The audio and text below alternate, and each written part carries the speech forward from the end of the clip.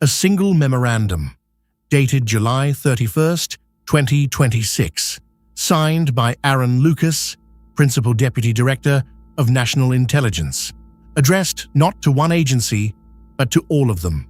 Its operative language is short enough to read in one breath. Non-disclosure agreements, secrecy oaths, and confidentiality commitments are, quote, no longer in force when an individual reports unidentified anomalous phenomena information through the All-Domain Anomaly Resolution Office or through the Pursue Task Force. It did not arrive through a Pentagon press conference. It arrived through the office of a congressman from Missouri. That distinction matters, and so does every word of the language itself. For 3 years, the central obstacle to UAP testimony was not skepticism, it was paperwork.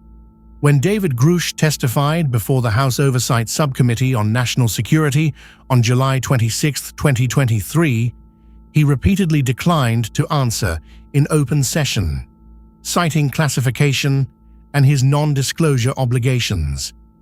He offered to say more in a closed setting. Luis Elizondo has described the same wall. So have witnesses at the September 9, 2025 oversight hearing who described signing agreements they could not discuss for programs they could not name. The pattern was consistent, not refusal to speak, but an inability to speak without legal exposure. Congress had already attempted a fix. Section 1673 of the fiscal year 2023 National Defense Authorization Act, signed December 23, 2022, and codified at 50 U.S. Code 3373, directed the creation of a secure mechanism for current and former government personnel and contractors to report UAP information. It included anti-reprisal protections and language intended to prevent existing restrictions from blocking authorized disclosure. ARO opened that reporting portal on October 31, 2023, but the design was passive. The burden sat with the individual. You had to know the channel existed, believe your specific agreement was covered, and gamble that a lawyer would agree with you. The Lukas Memo, as released by Representative Eric Burleson, allegedly changes that architecture in 2 ways. First, scope. It is directed across the intelligence community, not a single department, but the enterprise. That means the waiver language reaches agencies that had never publicly acknowledged the ARO pathway applied to their workforces. Second, and arguably more important, a 30-day deadline. Each element is to designate a point of contact and notify its workforce. Notify. That is the pivot. Agencies are no longer permitted to let the reporting channel sit undiscovered on a website. They are compelled to advertise it internally. Now the essential caveat, because this is where coverage tends to overstate. No longer in force is channel-specific. It is not declassification. It is not permission to speak to journalists, to podcasters, or in open congressional testimony.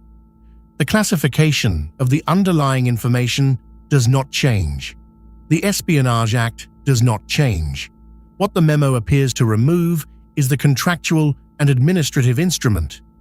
The signed agreement an agency could otherwise invoke to punish someone for talking to authorized government investigators.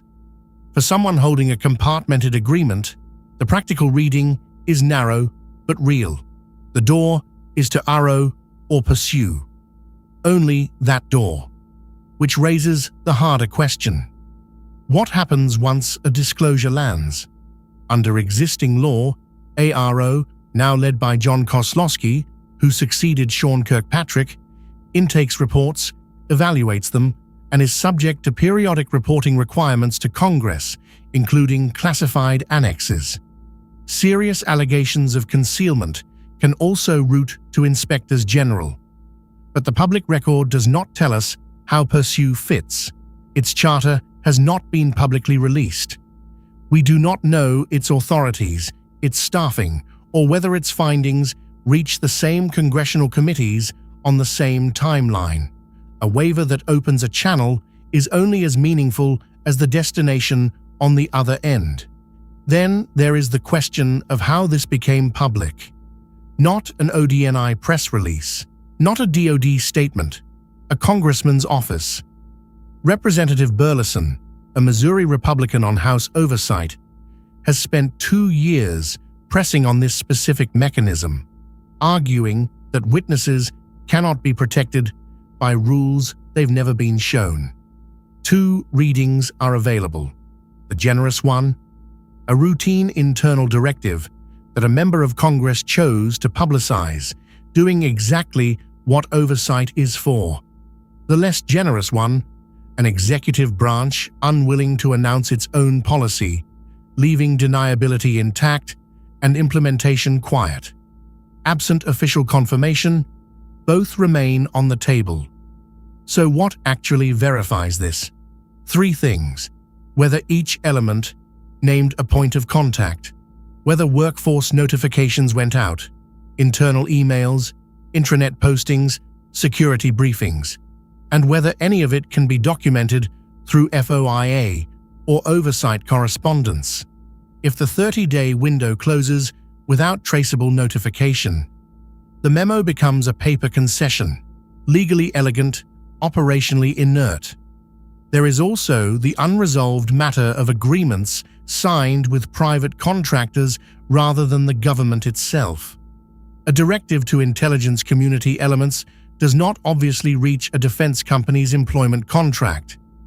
Grush and others have alleged that much of the relevant activity sits precisely there.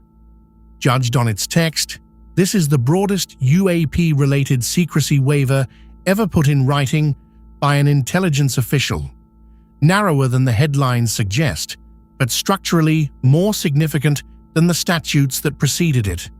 Because the change is not really about the waiver. It's about who bears the burden. For 3 years, the system required insiders to find the exit. If implemented as written, the system now has to point at it. Whether that produces testimony or simply produces a memo in a filing cabinet will be answerable within weeks, not years. Watch for the notifications. That's the evidence.